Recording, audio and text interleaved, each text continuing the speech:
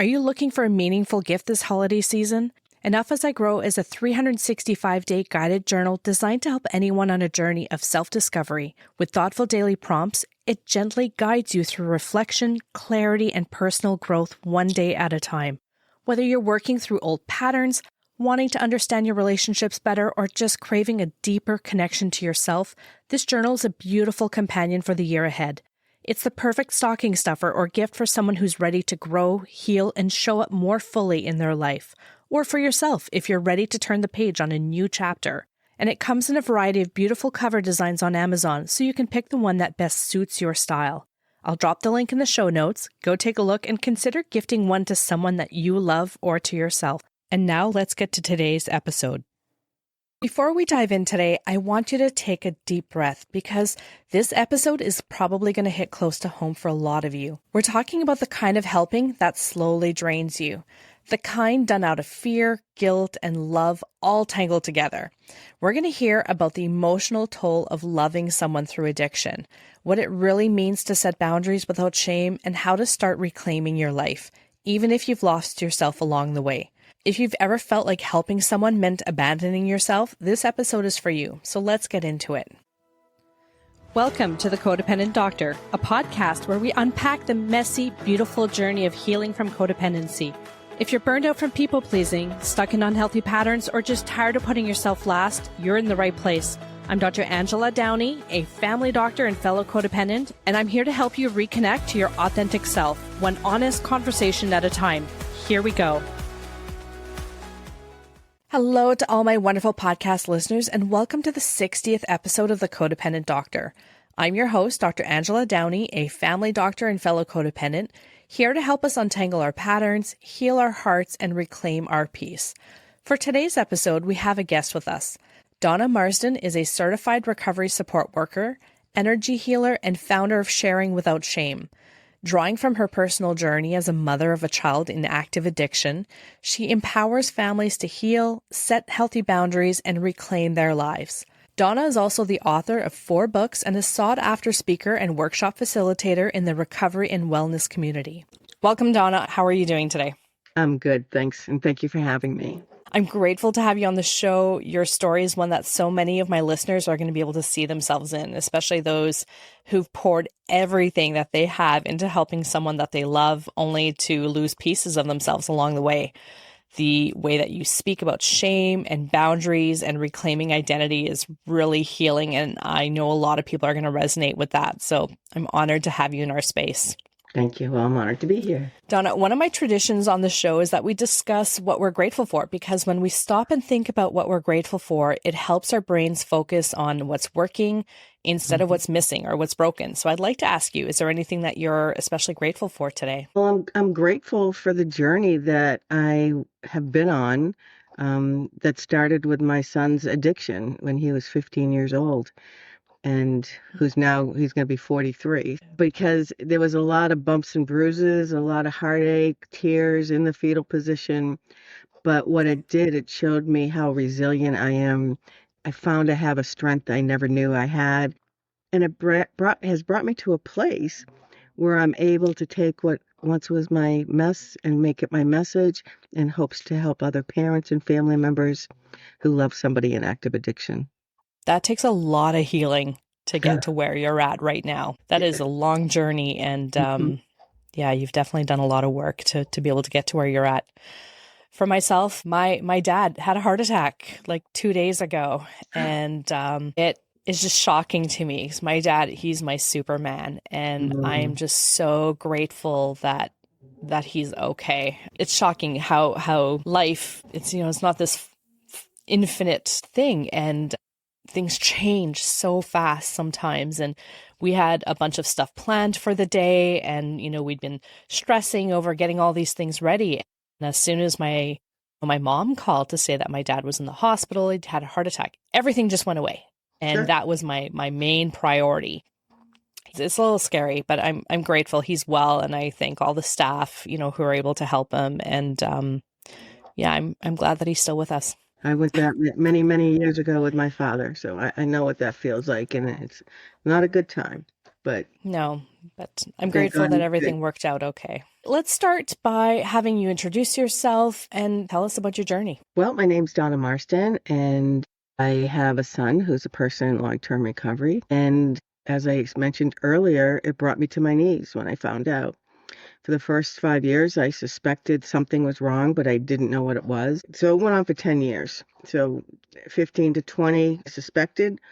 Mother's instinct. One thing, listen to your gut, believe it, because our gut instinct tells us the truth.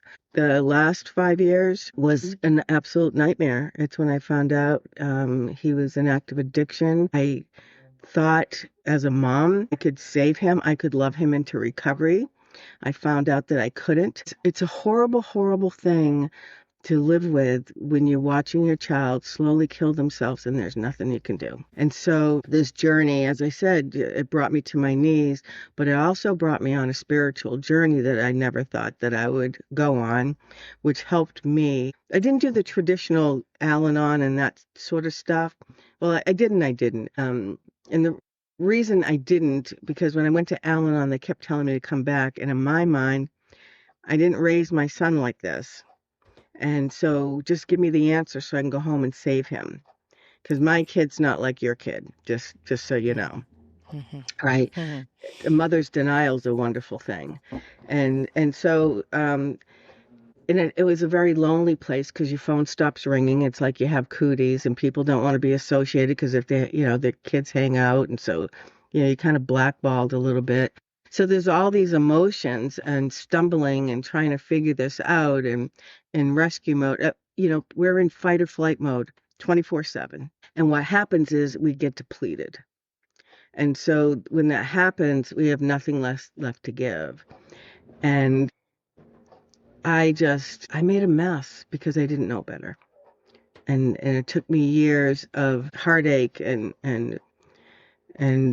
like punches to the gut, emotional punches to the gut for me to get to a place where I hit my enough.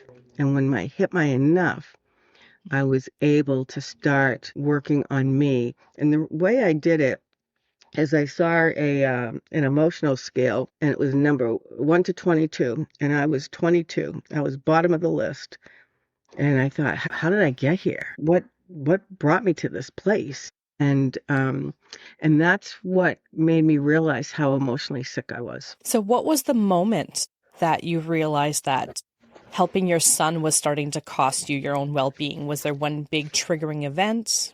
Yes, we had a bad day.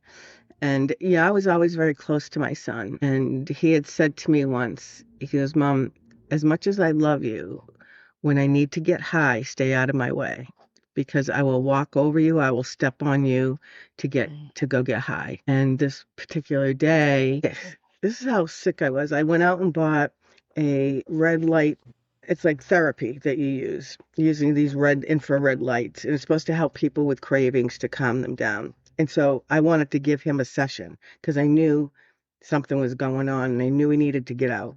And so this is how it started to snowball. And the phone rang. My gut said this isn't good. I felt like it was a drug deal. It was.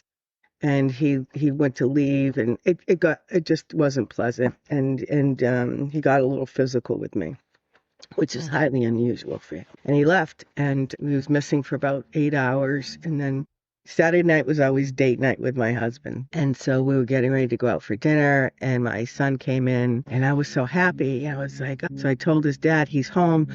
Let's take him to dinner. And he said, I'm not sitting across the table from him. He's high. I don't want any part of it. And figure it out because I can't do this with you anymore. And as I'm walking down the stairs, calling him every name in the book in my head, by the time I got to the bottom of the stairs, there was some clarity. And I gave him a note, and I said, listen, this place has a bed. I can't do this with you anymore. Like, I'm empty. I'm emotionally and financially depleted. And I hope you'll get the help that you need. And he did. He ended up going to treatment the next day, which was Mother's Day. But I also found out 8 years later, I think it was 8 years later, that he tried to commit suicide that night. And After you kind of set a boundary with him. when I set a boundary, he tried to take his life by overdosing. And when he woke up, He thought, well, maybe there's a plan and maybe I should go to treatment. So Mother's Day of 2008 was the greatest gift because that's when he went to treatment, and he's been in recovery ever since. So it was just that one night everything started happening and you set that boundary, and that was the only way that he made a change. Yeah, and to be perfectly honest for your listeners, he went to get me off his back. He didn't go because he wanted treatment, and that's how it rolled with him.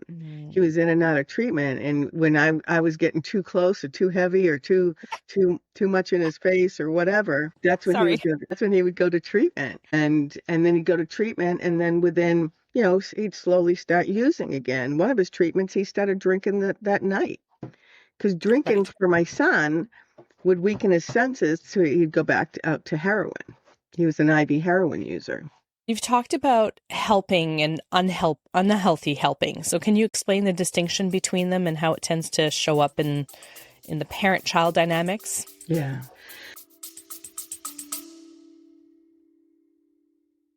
This episode includes a paid partnership with BetterHelp. 3 years ago, I hit a wall. I was so burnt out that I walked away from my family practice. I thought I hated it and might never go back. But what I really needed was to face my people-pleasing, the chronic guilt, and the fear of conflict that had been weighing me down since childhood. It took a lot of therapy to work through those roots, but because of that, I'm able to come into medicine in a way that I actually enjoy again. That's why I believe that therapy is crucial. Not just when you're in a crisis, but for staying grounded and being the best version of yourself. I've been working with a credentialed therapist through BetterHelp, and it's been such a supportive part of my routine. After each session, I feel clearer and stronger. BetterHelp makes starting therapy easier. You fill out a short questionnaire and get matched with a therapist quickly. And if it doesn't feel like the right fit, you can switch anytime at no extra cost. With over 7,000 reviews and a 4.3 rating on Trustpilot, it's a platform that you can trust.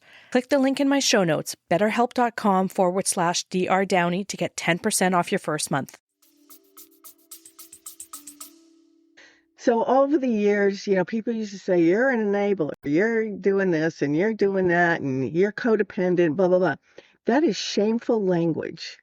And people were shaming me for loving my son so much, for trying to parent him as a teenager and a young adult. I was doing my job because I took it serious. I don't like those words. I don't like that we shame and blame parents for loving their kids.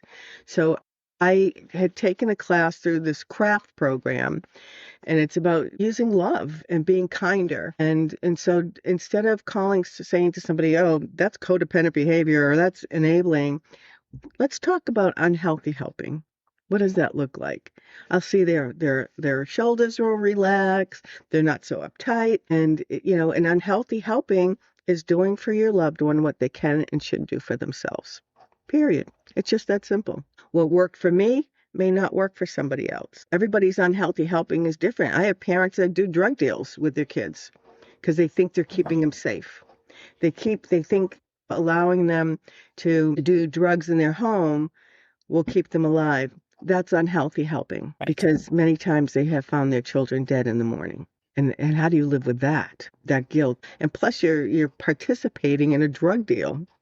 They're putting yourself in a really scary situation that could cause some legal ramifications. So unhealthy helping basically is doing for them what they could and should do for themselves. What are some healthy helping mechanisms?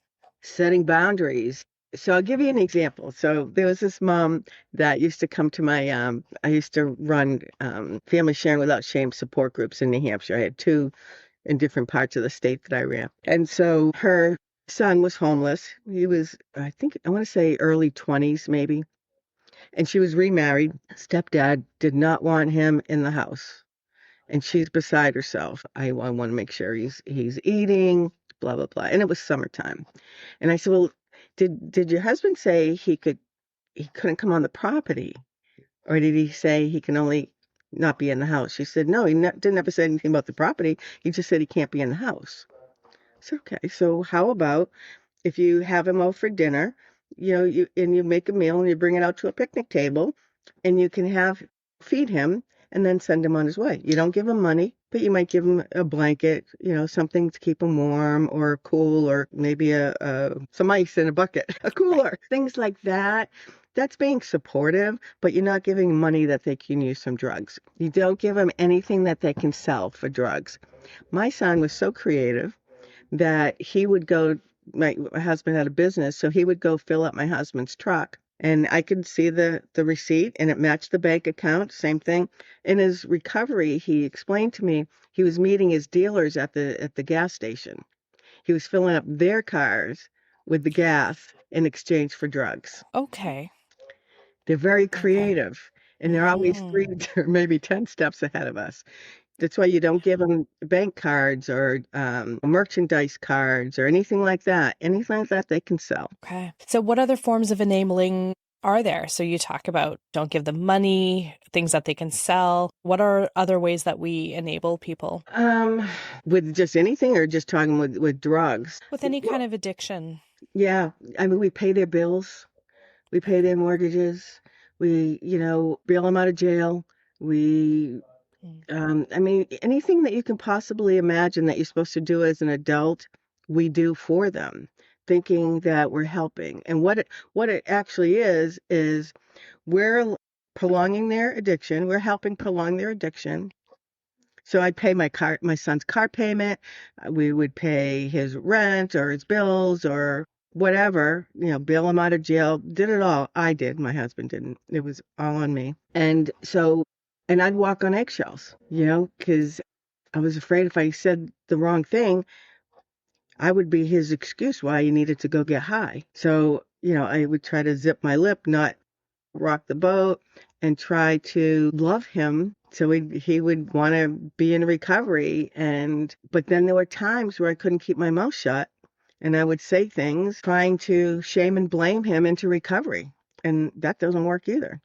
There's this craziness, there's this insanity that goes on, and it's a cat and mouse chase. Mhm. There's a thing called the cycle of addiction, and when my son is newly in active addiction, my gut's going, something's off. And as the allergy of the body and the obsession of the mind start to take over on him, my body's ramping up, going, something's really wrong. And then he's, goes out on binges, and now I'm getting angry because I don't know where he is, and something's like really, really wrong. And then natural consequences start. He gets arrested, right? Or he goes to treatment. And when he gets arrested, he has the same name as his father. His father was in the car business. And my son got arrested once for going into unlocked vehicles and, getting stuff out of those. And they have this big headline. They don't say he's 18 years old. They don't say he's a junior. And, Boy. there's that humiliation. So there's all this stuff that you do to protect them, and thinking it's all in the name of love, but really it's enabling their addiction. And again, we walk on eggshells.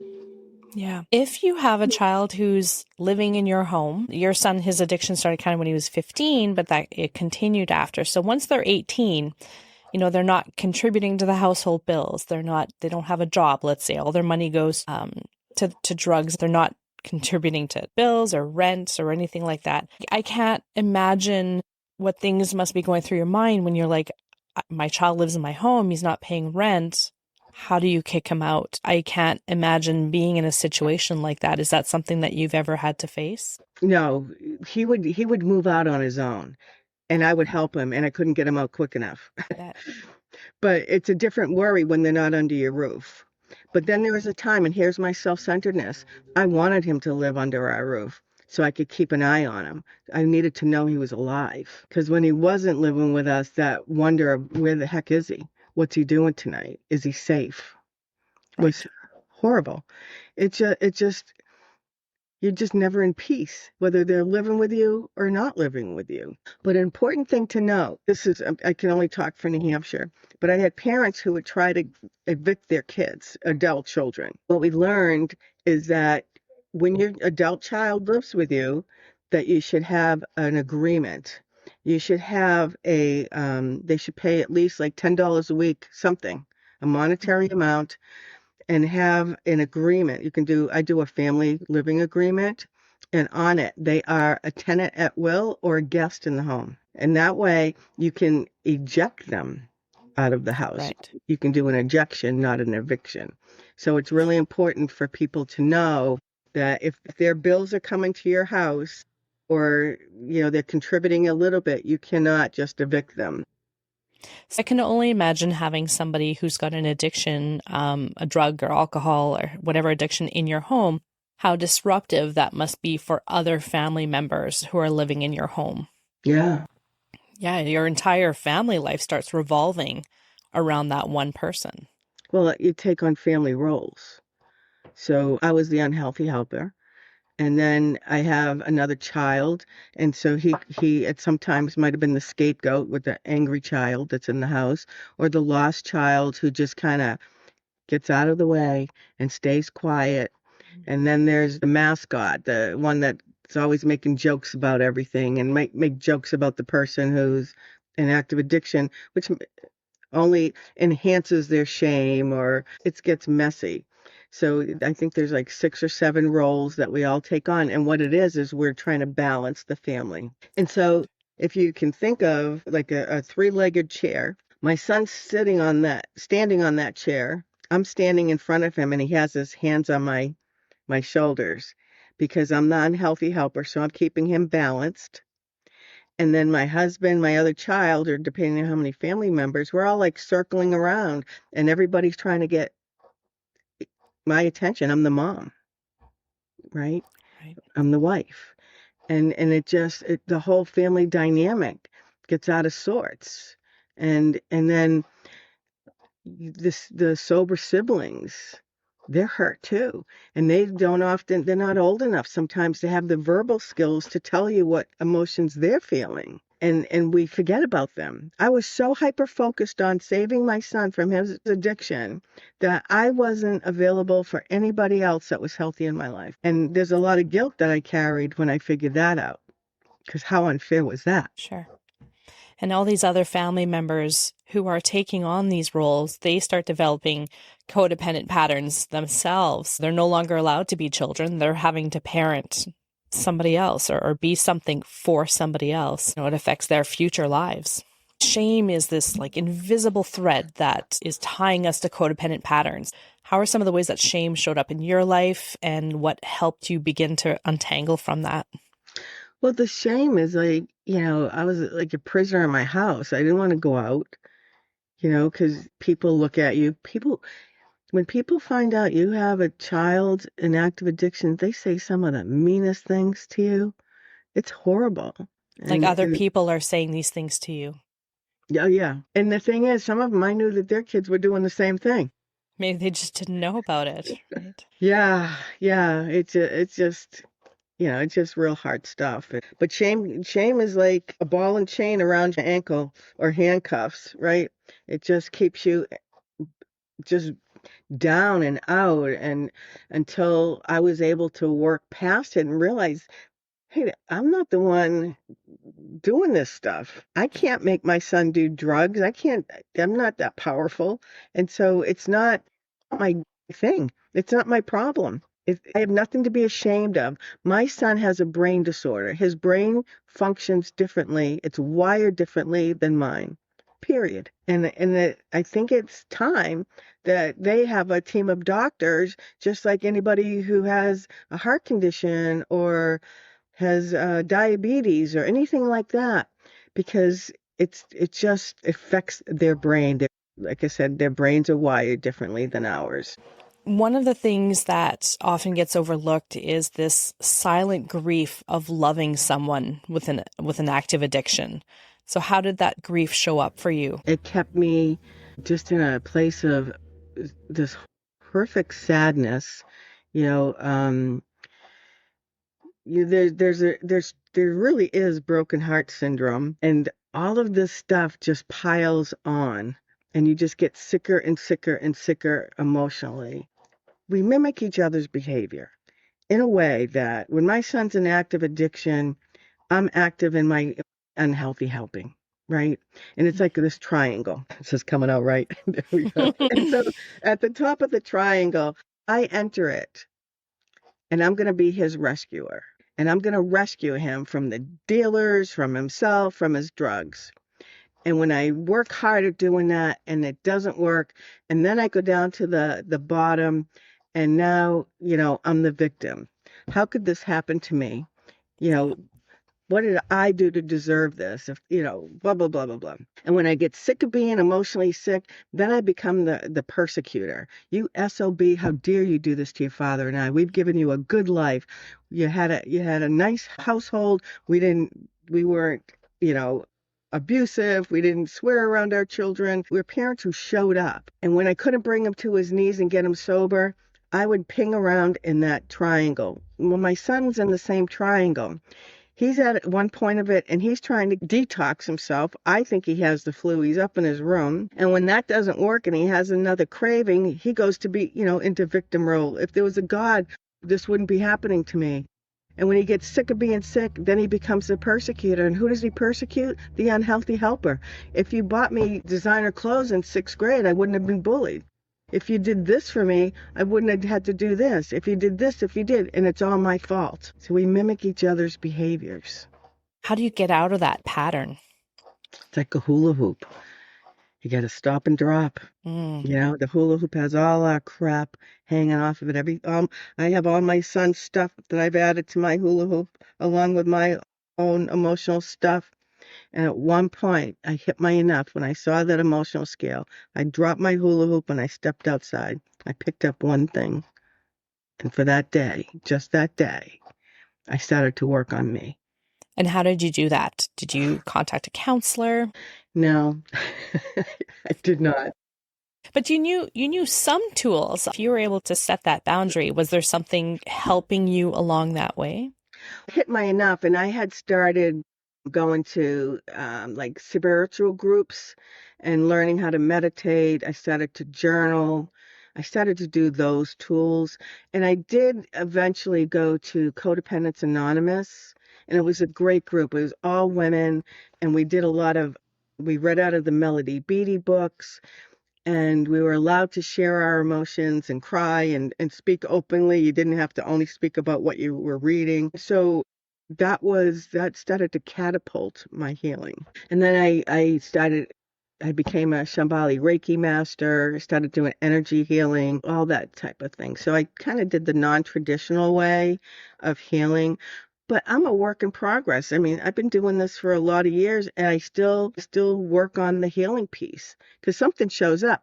Because guess what? It's not about the drug or the alcohol. It's not about the unhealthy helping and all that stuff. It's the why do we do what we do? There's something in us. We do it because it makes us feel better. Trying to help somebody else. That's what I had to work on, my people pleasing, right? We start to through all this stuff, this mess that's going on. These emotions come up from our childhood. And all of a sudden, when we're starting to unload and think we're unpacking because our loved one's in active addiction, all this other stuff starts coming out. And then the real healing starts to begin. Yeah, I have a PhD in people pleasing.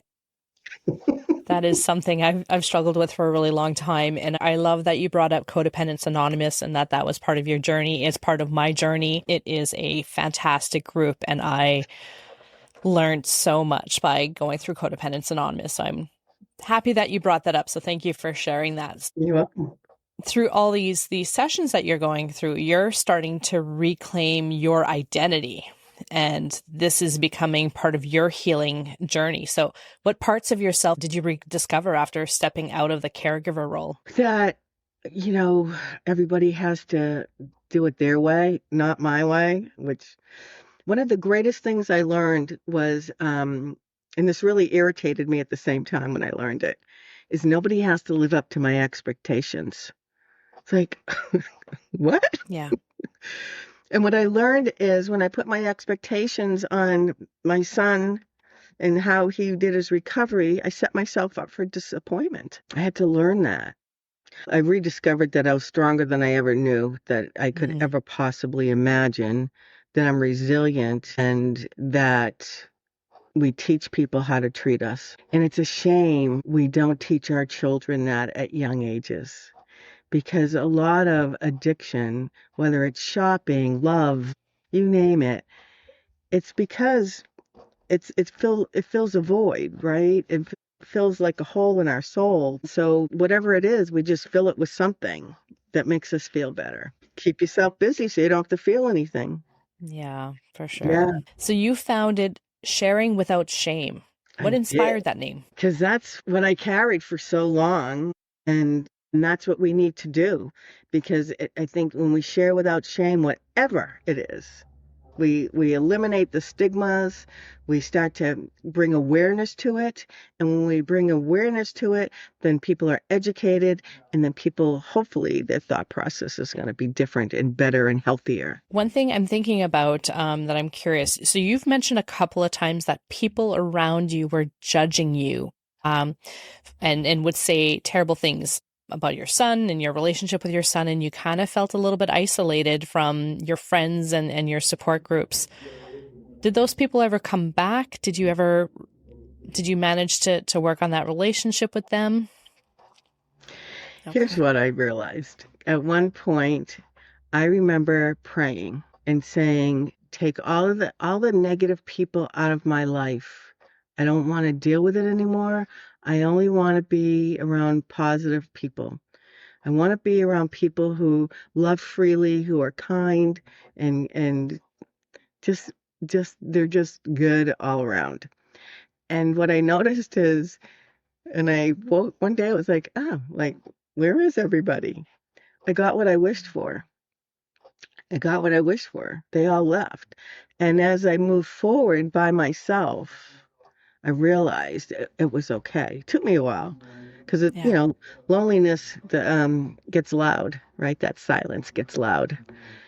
But I worked through it, and I have people in my life that are just more authentic. They're not takers, and I don't have to pretend to be somebody else so that they won't abandon me or not like me anymore. What you see is what you get, and if you don't like it, that's okay, because we're not meant to be friends, and that's okay. So these people that kind of weren't part of your life anymore, would you say that these are people who your relationship with them just probably wasn't healthy to begin with? I think some of them were, I would go along, but just I would keep my mouth shut so they'd be my friend, even though they would hurt me. I stuffed it, and I don't have to do that anymore. So out of my all of this mess, this person who's more honest with herself has come forward, because when we get honest with ourselves about what's going on, then we can start to get better and do things better and make better choices and have people in our lives that are healthy. Right. And then you find people who like you for the person that you are, the honest, authentic person that you are. Yeah, and that's good. Hmm. It's a win-win, and that's how I want to live my life. It needs to be wins from now on, and I don't have to put up with someone disrespecting me to be their friend. What were some of the most unexpected emotions that you had to face in your recovery? Not just from your son's addiction, but from your own patterns So of yeah, overfunctioning and being a caregiver. yeah, that I am enough. So all my life I was told, "Oh, you're too sensitive, let it go." So all my life I thought I had a character defect, and a few years ago I was in my late 60s. I'm in my 70s now, but in my late 60s, which is so sad that I carried that around, I wasn't enough, and I let my emotions get in the way. And like you said, we're all a work in progress and we're still working through all these things, and that's a lot. Mm. You're also an energy healer. How has energy work helped you from energetic imprints of trauma, shame, or chronic caregiving? So I don't practice like I used to, but I continue to have energy healing for me. I work with crystals and a pendulum and, things like that, but I don't do the hands-on anymore. But for me, I just found this new woman in Concord, New Hampshire, who is fabulous, who helps you unblock like the mother wound, right? I had a real mother wound going on, and we worked on that, and this was like 3 weeks ago, and my mom is 96 now, and there was resentments because I was taking care of her, and she could be demanding, And after I had this healing with her, we're laughing when I'm with her. We're having fun finally. So, this woman it's called Access Codes. She helps break blocks that we have. And I've had 2 sessions with her, and she's been amazing.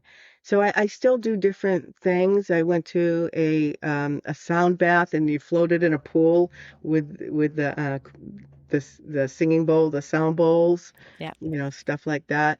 Those are stuff I recommend. So I try to find a lot of stuff so I can, when I'm working with clients, I can make suggestions to them because we're uptight. When we're dealing with all these emotions, we're in fight or flight mode. Shoulders are up, right? We're uptight. And this just relaxes the whole body. Yeah. Energy work isn't something I've ever tried before, but it's very interesting, and I definitely hear a lot of very good things about it. Well, I'll tell you, Reiki saved my life. And because when I was in the throes of it all, I went to a Reiki session, and it was amazing. And I started to have lightness in my heart. I felt a little bounce in my step. I smiled and laughed that day, and I hadn't done that for a long time. That's amazing. Reiki's really good. It's very good for cancer patients as well. Yeah. So if someone is listening right now and feeling trapped in a cycle of enabling or emotional burnout, what's one small step that they can take towards change? Breathe. Yeah. Something so simple, right? We've been doing it our entire lives. But in truth, when you're stuck in this fight, flight, or freeze response, you're kind of shallow breathing. You're not taking that big, deep breath to cleanse yourself. Calm. You can use breathing to calm your nervous system. Yeah. And I found in many of the parents I worked with, we would catch ourselves holding our breath. I literally had to remind, breathe, stop doing that. Yeah. Because that's what we do. We're holding our breath. We're waiting for the next thing to happen. And just learning to breathe out and exhale all of that pent up nervousness and anxiety, it can be really helpful. Yeah. And you mentioned the nervous system. And when somebody, for whether, we're the unhealthy helper or the person with a substance use disorder, it affects the nervous system. Find something, whether it's a chiropractor or energy healer, that can work on your nervous system, and that can make a huge difference. Yeah, for sure. Donna, where can people find you? They can go to www.sharingwithoutshame.com. That's amazing. And you offer therapy sessions nationwide? I do. Yeah. Okay. Fantastic. I love therapy. I've been in therapy my whole life. Well, not my whole life. Adult life, I would say. And I keep going because it's just such a great way to keep everything aligned and keep your body well and your mind well. Mm-hmm. You also have a freebie. So you have 5 boundaries and breakthroughs. Can you tell me a little bit about that? Yeah. So, especially when parents are new to addiction and there's just so much confusion going on, this gives them a guideline. So here's some 5 boundaries that you can utilize with your teen or adult child who's in active addiction. And here's some breakthroughs that, can happen. So it's a free guide that you can get on my website. Perfect. And I'm going to make sure that the links to that are in the show notes. So if anybody wants to have that, they can click on the link in the show notes and they can contact you as well for therapy. So I'll make sure that your website's up on the show notes as well. Thank you. Donna, thank you so much for being on the show and for sharing your story with such honesty and vulnerability. And I really appreciate your willingness to speak openly about the hard parts of life because it makes it easier for others to feel seen and feel less alone. So it's been a gift to have you on the show. And I really appreciate your wisdom and for being here. Thank you. Thank you for having me. And thank you for everyone who's hanging out with us today on The Codependent Doctor. If you like the episode, I'd love it if you would share it with someone who needs to hear it, and heck, just share it with the whole world. I'd love to help more people out there. I'd also love it if you'd be so kind as to follow and maybe leave a comment while you're at it. I'm most active on Facebook at The Codependent Doctor and Instagram at Dr. Angela Downey. I wish you all a great week as you learn to foster a better relationship with the most important person in your life, yourself. I'm going to talk to you again in 2 weeks with Codependent Doctor. Take care for now. You've got this. Thanks for spending time with me today. I hope something in this episode resonated with you. If it did, hit follow, subscribe, or share it with someone who needs to hear it today. The Codependent Doctor is not medical advice and doesn't replace speaking to your healthcare provider. If you're in a crisis, please go to the nearest ER or call 911 or reach out to your local mental health helpline. I'll be back here next week with more support, stories, and strategies because we're healing together. My new book, Enough As I Am, is finally here and it's available on Amazon. This is a healing workbook for anyone navigating people-pleasing, guilt, or self-abandonment. It's filled with practical tools to help you build boundaries and reclaim your self-worth. And I've also created a companion 365-day journal called Enough As I Grow, with daily prompts to guide you through your healing journey one day at a time. Enough As I Am and Enough As I Grow are both available on Amazon. The links are in the show notes.